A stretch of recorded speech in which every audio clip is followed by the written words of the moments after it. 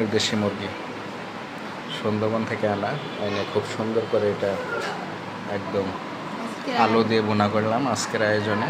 দেখতে পাচ্ছেন কতটা সুন্দর লাগছে দেশি মুরগি বোনা। এটা সুন্দরবন সাইড থেকে আনা হয়েছে। এসব দেশি মুরগি খেতে কারা কারা পছন্দ করেন অবশ্যই জানাবেন। তার সাথে রয়েছে সুন্দর করে পোলাও।